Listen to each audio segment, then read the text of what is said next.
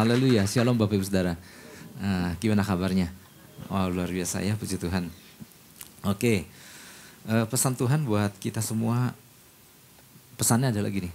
Jangan biarkan kebodohan menguasaimu. Wow, pagi-pagi udah dibilang jangan kebodohan menguasaimu. Pagi-pagi udah diomelin. Ya. Enggak, mari kita sama-sama belajar. Ya. Apa yang dimaksud dengan kebodohan? Ya. Kita mau belajar, kita sering dengar kata bodoh di dalam kehidupan kita sehari-hari. Kita sering mendengar kata pintar, kita sering juga ingat di Alkitab juga ada kata bodoh. Nah, apakah kata bodoh yang sering kita gunakan sama dengan yang di Alkitab nyatakan soal kebodohan? Tapi intinya Tuhan gak mau kita anak-anak Tuhan hidup di dalam kebodohan. Atau membiarkan kebodohan menguasai diri anak-anak Tuhan, diri kita. Oke, sebelumnya mari kita sama-sama baca satu ayat Efesus pasal yang kelima ayat 17. Satu ayat yang kita udah sangat hafal ya. Oke, sini udah terpampang di depan, saya mau ajak kita baca sama-sama satu ayat ini. 1, 2, 3, sebab itu janganlah kamu bodoh, tetapi usahakanlah supaya kamu mengerti kehendak Tuhan. Oh ya, ada satu ayat lagi di ayat 5, gini dah. Efesus 5, 15, 16, 17. Oke.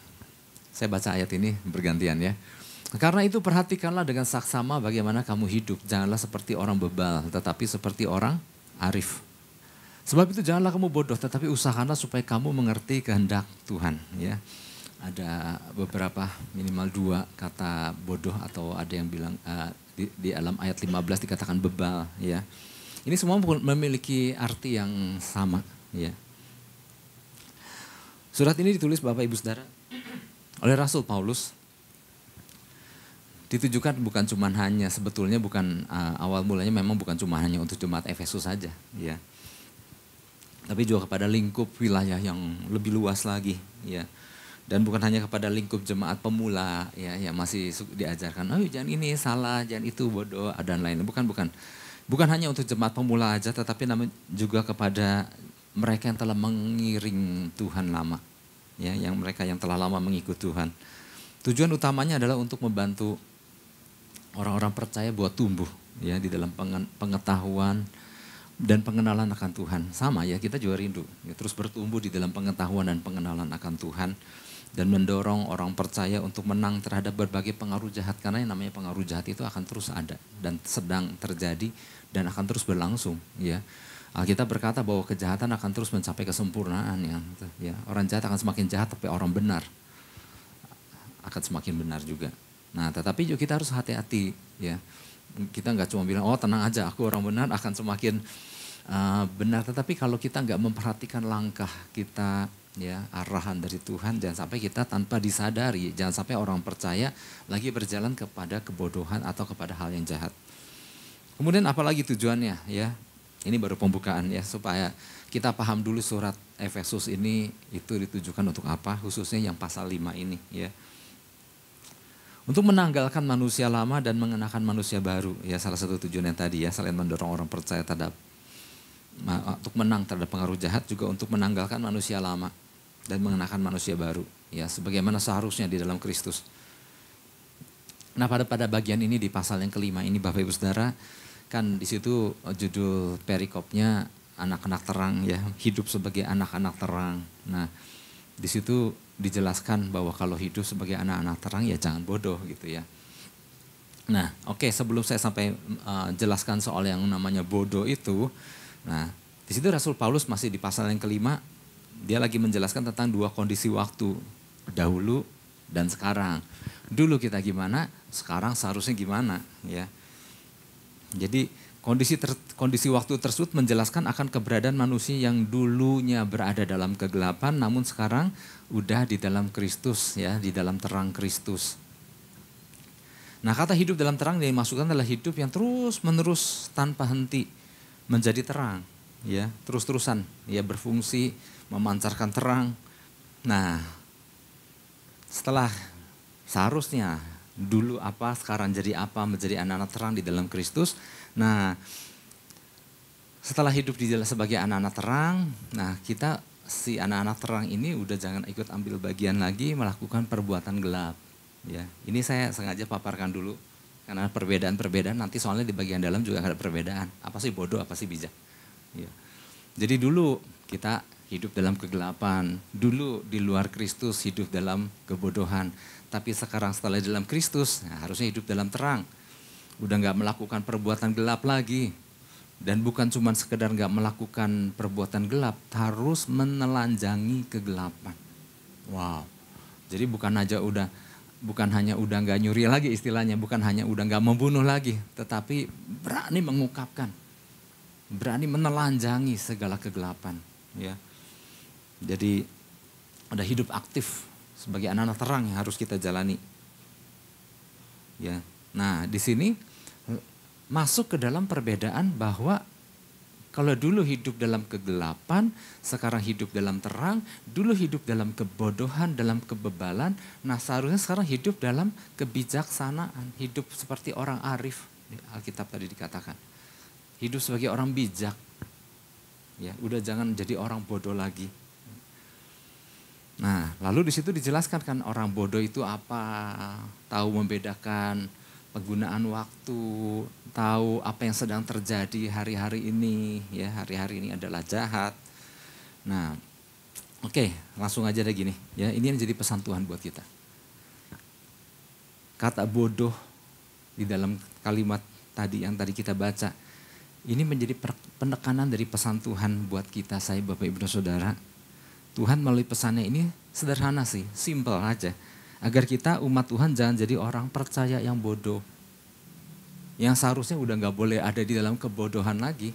Karena udah hidup sekarang di dalam Kristus sebagai anak-anak terang. Tetapi jangan sampai si terang, si anak yang di dalam Kristus ini masih hidup di dalam kebodohan. Karena gini, orang bodoh akan kalah dalam banyak hal. Ya. Orang bodoh arti makna sederhananya mudah dikerjain. Ya. Orang bodoh itu akan banyak ruginya. Nah, apa yang dimaksud dengan bodoh kalau begitu? Nah, pengertian bodoh ini yang pertama-tama saya mau coba jelaskan bahwa seringkali ada perbedaan makna bodoh yang kita pahami selama ini mungkin dengan apa yang Alkitab pahami. Karena seringkali bagi orang-orang secara umum mengatakan bahwa kebodohan itu dikaitkan dengan hal-hal akademis. Ya. Anak yang nilainya selalu bagus dikategorikan anak pintar. Anak-anak yang nilainya jelek masuk kategori, nah ini anak-anak bodoh. Ya. Meskipun sekarang banyak sekolahan ya harusnya udah gak menggunakan sistem ranking lagi. Karena ranking itu hanya akan menyakitkan hati anak aja. Bahwa wah yang ini kelompok pintar, ranking 10 ke bawah anak bodoh gitu. Nah sekarang kan udah gak boleh lagi sebetulnya ya. Tetapi seringkali pemahaman orang akan yang namanya pintar dan bodoh ini hanya sekedar di angka. Yang angkanya bagus masuk kategori pintar, yang angkanya jelek masuk kategori bodoh. Ya, jadi kadang-kadang penilaiannya hanya sebatas angka. Ya. Meskipun mungkin si anak-anak yang mendapat nilai tinggi itu yang memang kerja keras semalam, apal semuanya dan dia A. Atau juga ada anak yang gak belajar yang memang dia menguji sejauh mana dia menangkap pelajarannya dan silahkan diuji dan hasilnya mungkin gak A. Tapi buat dia itulah yang udah terekam, yang udah tersimpan di dalam dirinya.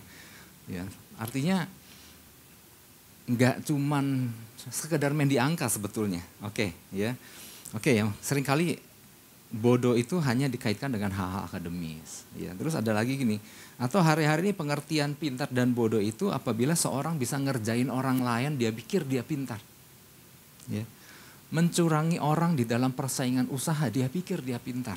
Hari-hari kan banyak kan.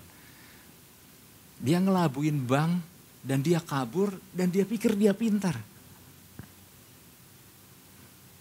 Dan pihak yang dikelabui dia bilang, nah itu bodoh, kena dikerjain gitu. Nah jadi pengertian pintar dan bodoh kadang-kadang berkisar soal apakah seseorang bisa ngerjain seseorang dan merasa dirinya pintar. Ya. Bisa nawar abis-abisan sampai yang jualan, aduh naik nggak ada untungnya. Nah waktu orang itu bisa nawar abis-abisan dia merasa dirinya pintar.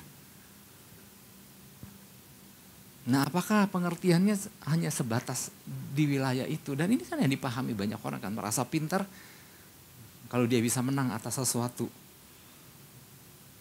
Atau pengertian bodoh itu dikaitkan dengan gini, dipakai atau enggaknya otak seseorang, ya. Kepada orang yang bodoh, makanya pakai otaknya gitu ya. Nah, nanti kita akan belajar apa kata Alkitab tentang bodoh, apakah berkisar soal angka, berkisar soal bisa ngerjain orang, ataukah berkisar soal penggunaan otak atau enggak gitu. Nah, ternyata pengertian bodoh yang dimaksud pada ayat-ayat di Efesus 5 ini dan ayat-ayat di Alkitab lain enggak ada kaitannya dengan semuanya itu. Ya. Juga enggak ada kaitannya dengan nilai akademis seseorang, ya. Nggak ada kaitannya dia sekolah di mana, nggak ada kaitannya sederet gelar yang dia miliki, nggak ada kaitannya dengan seberapa tinggi dia sekolah, ya meskipun nggak salah dengan semuanya itu, tetapi yang namanya pintar dan bodoh yang dimaksud di Alkitab nggak ada hubungannya dengan semua itu, nggak ada hubungannya dengan hal-hal akademis, ya. Nah yang salah adalah dengan segudang prestasi dan nilai akademis dan tingginya sekolah, otomatis yang salah adalah si orang tersebut merasa dirinya pintar di dalam Tuhan. Pasti pintar di dalam Tuhan enggak? Belum tentu. Oleh sebab itu nanti kita mau belajar apa kata Alkitab tentang hal tadi, tentang kebodohan tadi. Ya. Nah ternyata gini Bapak Ibu Saudara, untuk mengatasi kebodohan itu bukan cuma sekadar, ya makanya gini kita harus paham dulu makna kebodohan. Kalau kita cuma tahu kebodohan hanya soal belajar dan gak belajar, dapat nilai A atau nilai D seperti itu, maka solusinya kadang-kadang gini, oh ya lain kali belajar ya nak ya. Nah, kalau besok kamu ulangan, mama temenin, papa temenin, ajarin, papa mama ajarin supaya kamu dapat nilai A. Waktu anak itu dapat nilai A, kita bilang, nah ternyata kita pintar. Hanya sebatas A dan D atau B atau C. Mengkategorikan orang pintar, seorang anak itu pintar atau enggaknya. Nah ternyata gini Bapak Ibu Saudara, untuk melepaskan diri dari kebodohan itu perlu keputusan besar dalam hidup orang percaya. Bukan cuma sekedar, ya udah besok nanti kalau ulangan ya belajar lebih rajin. Bukan cuma sekedar itu. Tuhan gak ingin kita sebagai orang percaya hidup dalam kebodohan. Nah untuk mengatasi kebodohan itu perlu keputusan dan tindakan. Karena gini, kebodohan adalah sesuatu hal yang sulit dilepaskan atau dienyahkan dalam diri seseorang. Ternyata perkara bodoh itu bukan perkara ya udah rajin-rajin belajar, bukan cuma soal itu. Kebodohan adalah sesuatu yang bercokol, yang benar-benar harus punya keputusan besar. Misalnya gini, kita bukalah di Amsal 27 ayat 22. Aduh hari ini udah ngomong bodoh dan pintar ya. Tetapi ya ini ya pesan-pesannya seperti ini ya saya sampaikan. Amsal 27 ayat 22. Karena gini ternyata nggak mudah melepaskan kebodohan. Perlu keputusan besar. Ya di sini dikatakan sekalipun engkau menumbuk orang bodoh dalam lesung dan dengan alu bersama-sama gandum, kebodohannya tidak akan lenyap daripadanya. Wow. Ternyata nggak semudah itu melepaskan diri dari kebodohan. Ya. Sebelum orang itu menyadari akan kebodohannya, ya, lalu melakukan sesuatu untuk mengatasi hal itu, maka kalau dia nggak melakukan itu, sebuah keputusan besar, maka sebetulnya nggak ada perubahan apa-apa. Artinya perlu keputusan besar dalam hidup orang percaya untuk melepaskan dirinya dari kebodohan. Ya. Kalau enggak kebodohan akan tetap melekat dalam diri orang itu, ya, nggak akan lenyap. Bahkan gini. Jangan sampai kebodohan itu terbawa sampai mati. Ya. Nah dampak dari kebodohan ya banyak, ya akan merugikan. Ya. Kebodohan itu akan merugikan diri orang itu sendiri. Ya. Orang yang merasa dia pikir dia nggak apa-apa telah melakukan hal yang salah di mata Tuhan, ujung-ujungnya yang rugi siapa? Apa Tuhan rugi? Enggak. Tuhan nggak pernah rugi. Yang rugi apa? Dia sendiri. Ya. Oke lanjut ya. Oleh sebab itu kita mau belajar. Apa yang dimaksud dengan jangan bodoh dari pesan Tuhan ini? Nah mengacu daripada ayat-ayat yang di Efesus pasal 5. Mari sama-sama kita akan menemukan beberapa kebodohan ya. Sebenarnya banyak loh, makanya saya nggak terlalu biar yang lain ntar pengkhotbah selanjutnya yang akan meneruskannya. Ya, karena kalau saya borong semua nanti nggak kebagian. Oke, Bapak Ibu Saudara, saya bagian-bagian yang mau menekankan pengertian bodoh dan bijak itu ya. Oke. Yang pertama, orang bodoh adalah orang yang tidak mau tunduk atau mengakui bahwa Tuhan itu berdaulat, Tuhan itu hadir, dan Tuhan memiliki tujuan dalam hidupnya. Saya ulangi, orang bodoh ya. Yang pertama gini, orang yang tidak mau tunduk atau mengakui bahwa Tuhan berdaulat, Tuhan hadir, dan Tuhan memiliki tujuan dalam hidupnya. Beda kan? Ya, bukan cuma sekedar nilai A, B, C, D. Nggak ada hubungannya dengan itu. Ya. Karena orang yang nilai A juga bisa orang yang nggak ngerti bahwa Tuhan punya rencana dalam hidupnya. Orang yang nilainya A juga mungkin nggak menyadari bahwa Tuhan hadir dalam hidupnya. Ya, jadi nggak ada hubungannya dengan nilai akademis. Ayatnya Efesus 5 ayat 15. Efesus 5 ayat 15 di situ dikatakan, karena itu perhatikanlah dengan saksama bagaimana kamu hidup. Janganlah seperti orang bebal, tetapi seperti orang arif. Nah, dari penjelasan saya di awal, waktu baca lagi ayat ini, ternyata kita udah mulai hati-hati. Wow, ternyata mulai terasa ada perbedaan besar nih antara orang bebal atau orang bodoh dengan orang arif. Ya. Di dalam terjemahan bahasa Inggrisnya, so be very careful on how you live. Bagaimana harus hati-hati ya, bagaimana engkau menjalani kehidupan ya. Jangan seperti orang bodoh ya. Don't live like foolish people. Jangan seperti orang bodoh. Tapi seperti orang bijak ya, wise people. Oke. Jadi di bagian ini, di poin pertama ini saya sebenarnya cuma mau menyampaikan aja bahwa ada perbedaan yang sangat besar. Perbedaannya apa? Sangat besar. Antara bodoh dengan bijak. Ada perbedaan yang sangat besar. Antara kebodohan dan kebijaksanaan. Ya, seringkali tanpa disadari Bapak Ibu Saudara. Ya, karena kita mungkin masih hidup di dalam budaya timur, ya, masih yang mengenal tata krama, kesopanan dan lain-lain, sehingga kita ya umumnya ya, sehingga masyarakat di budaya timur ini umumnya di dalam menyampaikan pendapatnya atau di dalam menilai seseorang gak berani terlalu tajam. Kalau misalnya ada orang menyakitinya dan tersinggung dan terluka, enggak apa-apa. Aku mah cuma sedih aja gitu ya. Kadang-kadang kan cuma dibungkus oleh kata-kata yang sebetulnya luka, sebetulnya pedih. Enggak sih, enggak apa-apa. Atau ketika menilai ada anak yang berkelakuan kurang pantas, kurang ajar. Ya. Hanya cuma mengatakan bahwa ya sebetulnya perlu dididik aja sih. Atau untuk sesuatu yang bodoh, nggak berani bilang bodoh. Sebenarnya kurang pintar kamu itu. Jadi latar belakang budaya ini ya, tata krama kesopanan yang selalu nggak mau menyatakan bahwa ini seharusnya posisikan makna ini seperti ini, yang ini maknanya di sini. Kadang-kadang cuma mendekat begitu aja. Akibatnya gini, waktu baca Alkitab tentang bebal dan bijak, cuma selewat. Beda-beda tipis. Padahal sebetulnya beda banyak sekali. Ayat di atas kita disuruh memperhatikan dengan saksama bagaimana cara kita menjalani kehidupan. Apakah seperti orang bodoh, apakah seperti orang bijak. Nah, oke, di sini kita memiliki perbandingan antara bijak dan bodoh atau bebal. Nah, ini ternyata di Alkitab yang namanya bijak sama bodoh itu jauh beda banget. Bahkan yang namanya bijak itu hanya milik Tuhan dan orang-orang percaya.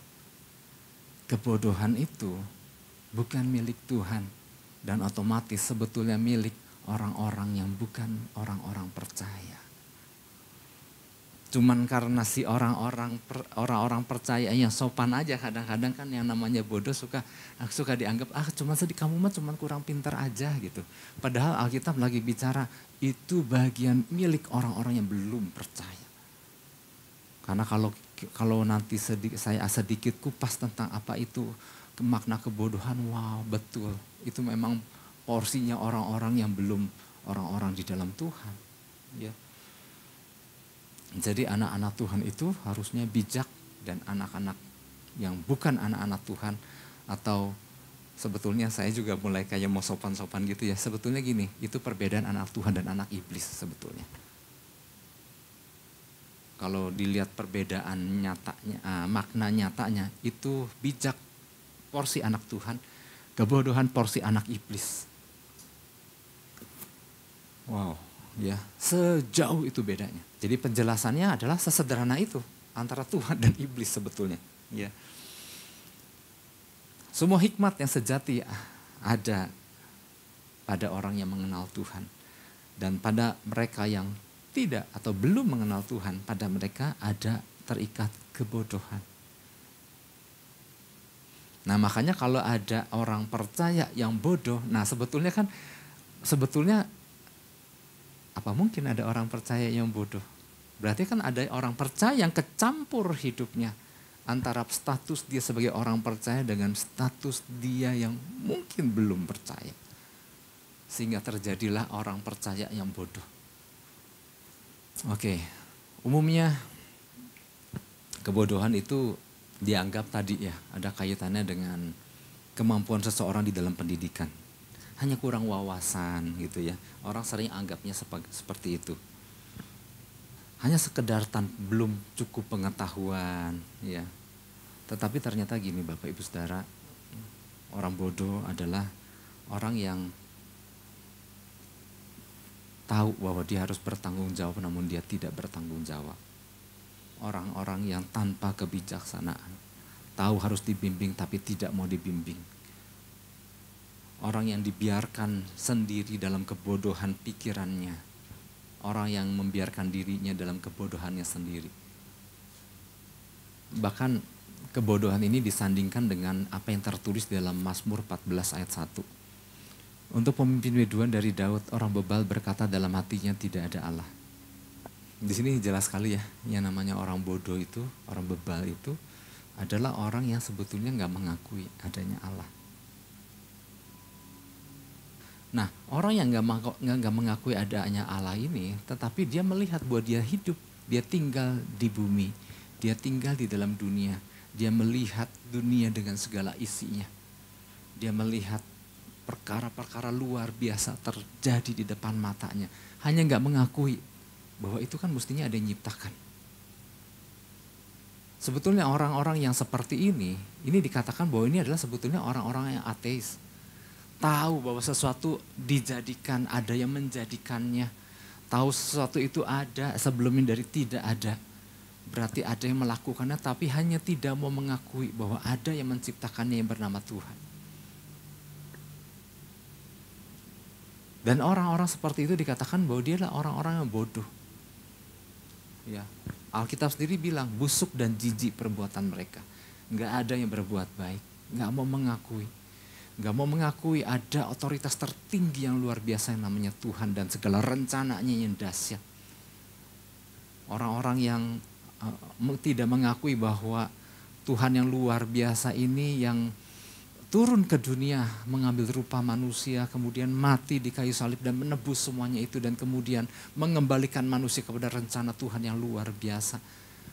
Nah orang-orang yang gak mengakui itu, yang merasa bahwa aku mah mau hidup kayak gimana aku aja. Gak mau tahu apa yang Tuhan telah rencanakan dalam hidupku. Nah orang-orang yang kayak begitu masuk kategori ya orang bodoh itu. Yang tidak mengakui adanya Allah, bukan cuma sekedar mengakui, tidak mengakui keberadaan Allah, tapi yang tidak mengakui bahwa Tuhan punya rencana dahsyat dalam hidupnya. Tuhan yang menuntun hari-hari hidupnya. Nah, makanya saya bersyukur ya Bapak Ibu Saudara, menantikan pesan Tuhan dan lain, artinya apa? Pengen dituntun, katakan amin. Pengen dibimbing, mengakui adanya Tuhan. Nah dari sini pula menjelaskan bahwa kok ada orang-orang percaya yang hidup seolah-olah kayak Tuhan gak ada. Melakukan hal-hal yang sebetulnya hanya dilakukan sebetulnya orang-orang yang belum di dalam Tuhan. Tapi ada orang percaya melakukan hal seperti itu. Oh ternyata ada, dan itu menjelaskan. Kalau hari-hari ini ada pertanyaan, Pak kok banyak orang percaya hari-hari ini ada di sidang pengadilan di TV gitu. Kok bisa? Nah dengan penjelasan ini gini, bisa, ada. Yang cuma sekedar statusnya aja orang percaya, tetapi sebetulnya dia belum di dalam Tuhan kalau melihat dari perbuatannya. Itu yang dikatakan orang-orang bodoh, orang-orang bebal yang tidak mengakui adanya Tuhan. Gak peduli, yang gak siap, ya orang-orang yang gak peduli bahwa Tuhan memberikan tanggung jawab, Tuhan memberikan rencana, Tuhan memberikan arahan.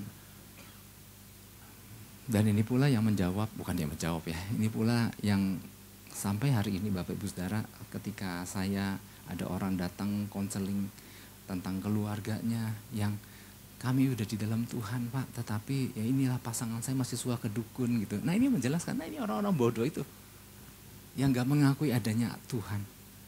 Adanya Tuhan yang dahsyat, yang luar biasa, yang perkataannya wow, roh dan menghidupkan. Tapi malah percaya kan kegelapan. Nah ini yang disebut orang bodoh itu. Itu yang pertama Bapak Ibu Saudara. Jadi orang bodoh adalah orang yang gak mau tunduk dan mengakui bahwa Tuhan itu berdaulat, Tuhan hadir, Tuhan memiliki tujuan dalam hidupnya. Oke, yang kedua Bapak Ibu Saudara, orang bodoh adalah yang kurang bisa membedakan mana yang berharga dan mana yang tidak berharga. Ini sebenarnya saya pernah sampaikan ini. Pernah ketemu gak dengan anak kecil, ya, anak kecil yang punya beberapa koin seribuan, ya, dan dia sangat bangga dengan koinnya itu karena dia pikir dia punya uang lumayan banyak nih, ada 7-8 koin, kurang lebih 7-8 ribu gitu ya. Dan suatu kali ketika orang tuanya membutuhkan uang kembalian, uang kecil, dia bilang, nak mau gak tukeran sama papa? Papa punya 10 ribu, satu lembar 10 ribu uang kertas. Kasih buat papa yang 7 ribu itu, nah papa kasih yang 10 ribu buat kamu. Anaknya kemudian apa yang anaknya jawab? Anaknya menolak. Wah gak bisa dong, papa curang. Aku punya 7 ini, kok mau ditukar dengan cuma selembar. Uang kertas lagi, aku kan punya logam. Nah kalau yang mengatakan itu anak kecil jadi lucu. Oh iya dia belum ngerti, ya. Tapi kalau orang besar yang mengatakan itu, kita bertanya-tanya, ini orang ngerti gak sih nilai uang itu? Ditukar sama yang lebih besar nilainya, tapi kok gak mau gitu ya. Nah gambaran seperti itu Bapak Ibu Saudara. Ya. Kalau anak kecil itu kita pikir ya mungkin dia belum bisa, belum punya kemampuan untuk membedakan. Ya, tapi kalau orang dewasa yang melakukannya, dikatakan jangan-jangan ya bodoh ya. Makanya di Alkitab kan ditulis Bapak Ibu Saudara, hal kerajaan sorga itu seumpama harta yang terpendam di ladang. Matius 13 ayat 44. Sebenarnya ayat-ayat utamanya bukan ini, ayat utamanya ada di Efesus 5 ayat 18. Tetapi saya meneruskan yang tadi soal koin tadi ya. Nah, karena di Alkitab ada ayat firman Tuhan tentang harta terpendam di ladang yang ditemukan orang. Kemudian dia pendam lagi. Ya, kemudian dia pergi menjual seluruh miliknya, kemudian datang lagi untuk beli ladang itu. Kenapa? Karena dia tahu ada harta terpendam di ladang itu. Ya, ini menjelaskan bahwa orang yang tahu bahwa hal kerajaan sorga itu ada sesuatu yang bernilai, sesuatu yang mahal, sesuatu yang tidak bisa dinilai oleh apapun, yang bernilai tinggi, yang dimana harusnya seperti tadi orang rela membuang apapun demi untuk mendapatkan hal kerajaan sorga, hal-hal tentang kerajaan sorga. Seperti Rasul Paulus kan, yang di dalam hidupnya dulu dia sangat bangga dengan perkara-perkara lahiriah yang dia miliki. Ya, dia bukan orang sembarangan. Dia punya segala-galanya, dia punya pengetahuan, dia punya pendidikan tinggi, dan dia punya status yang sangat dibanggakan. Tetapi dia bilang semuanya itu kuanggap sampah karena pengenalan akan Kristus jauh lebih mulia. Wow, ini luar biasa. Ya. Jadi, nah orang bodoh itu adalah orang yang tahu menghargai, bahwa yang dari Tuhan itu nilainya tinggi, berharga, nggak bisa dinilai dibandingkan oleh apapun, sehingga dia rela melepaskan semua yang nilainya lebih rendah demi untuk mendapatkan, demi untuk memperoleh semuanya itu. Ya. Jadi orang-orang yang bijak, orang berhikmat itu tahu membedakan mana yang berharga dan mana yang tidak. Nah, orang bodoh adalah orang yang tidak tahu membedakan mana yang berharga dan mana yang tidak berharga. Efesus 5 ayat 17-18. Sebab itu janganlah kamu bodoh, tetapi usahakanlah supaya kamu mengerti kehendak Tuhan. Ini sebenarnya pembahasan tersendiri, tapi saya nggak bahas itu. Ayat 18. Dan janganlah kamu mabuk oleh anggur, karena anggur menimbulkan hawa nafsu, tapi hendaklah kamu penuh dengan roh. Ya. Di ayat ini sebetulnya juga berbicara soal perbedaan. Mana lebih enak, mana lebih bernilai anggur yang makna literal anggur beneran yang diminum menimbulkan rasa hangat dan kalau minum kebanyakan agak-agak mabuk dan bisa jadi mabuk beneran, dengan anggur yang dari Tuhan, anggur Roh Kudus. Ternyata kan gak sedikit kan, ada orang-orang yang masih cinta sama anggur ini, ya. Anggur yang dunia tawarkan itu, karena wah ini kan dampaknya langsung terasa. Ya, saya masih ngobrol dengan orang-orang yang, Pak, aduh gimana Pak, belum bisa lepaskan. Orang percaya, artinya masih menganggap bahwa, aduh Pak, ini kan ini nilainya kan, waduh berharga sekali. Yang bikin anget, yang bikin mabok-mabok sedikit itu. Belum ngerti bahwa anggur Roh Kudus ini nilainya jauh. Dan gak bisa dibandingkan gitu. Nah, orang bodoh adalah orang yang belum bisa membedakan mana yang lebih berharga. Kalau Rasul Paulus kan begitu mengenal Kristus, dia langsung tahu membedakan. Bahwa semuanya yang dulu dia banggakan dianggap sampah. Dan dia akan berlari mencapai tujuan, yaitu panggilan ilahi. Dia tahu bedanya. Dan dia tahu mana yang tidak bernilai dan mana yang bernilai tinggi. Tapi maka itu surat ini dia tujukan kepada jemaat Efesus untuk bisa membedakan mana yang berharga dan mana yang tidak berharga. Yang buat sebagian orang ternyata sampai hari ini pun masih kesulitan untuk membedakan mana yang lebih berharga. Ya. Kalau istilah anggur Roh Kudus itu, kita ingat kan di hari Pentakosta kan, ketika murid-murid kepenuhan berbahasa roh. Orang yang menonton menganggap mereka lagi mabuk anggur. Padahal bukan anggur dunia. Tapi sebetulnya mereka sedang kepenuhan Roh Kudus. Dan setelah itu dampaknya, orang-orang yang sibuk dengan anggur dunia, mereka mengalami kemabukan dan kemudian mereka hasilnya adalah ada yang muntah-muntah, ada yang kelayangan masih, ya. Tapi orang yang mabuk oleh anggur Roh Kudus, hasilnya, wow, memiliki sebuah kehidupan yang berbeda. Nah ini Bapak Ibu Saudara yang perlu kita pahami bahwa ingat loh, ada yang bernilai tinggi. Kita harus bisa membedakannya. Nah, jangan berpikir bahwa aku untung udah gak minum anggur dunia. Enggak, bukan itu. Anggur dunia itu bukan cuma bermakna minuman beralkohol. Tapi hal-hal yang ditawarkan dunia dan membuat orang sibuk dan berkutat dan menikmati, itulah anggur dunia. Nah, orang-orang bijak adalah orang yang tahu membedakan bahwa ini bernilai tinggi dan bernilai kekal. Kalau kita tahu itu bernilai tinggi dan bernilai kekal, orang bijak akan kejar itu. Katakan amin. Orang bijak akan berusaha mendapatkannya. Makanya di dalam perumpamaan di Matius 13 tadi kan sampai dia jual seluruh hartanya. Setelah dia mengatakan bahwa di dalam tanah itu adalah harta terpendam. Dia jual seluruh hartanya, kemudian dia beli ladang itu. Karena dia tahu ada yang bernilai tinggi di dalamnya. Yang kalau dia beli itu, maka apa yang dia pernah jual itu gak ada harganya. Karena apa yang dia dapatkan jauh lebih tinggi, lebih mahal. Nah kemampuan untuk itu tuh ternyata gini Bapak Ibu Saudara, gak semua orang punya. Hanya orang bijak yang punya. Orang bodoh gak bisa memiliki perbedaan itu. Dan kita udah tahu kan bedanya bijak dan bodoh itu. Selebar sejauh orang percaya dan bukan orang percaya.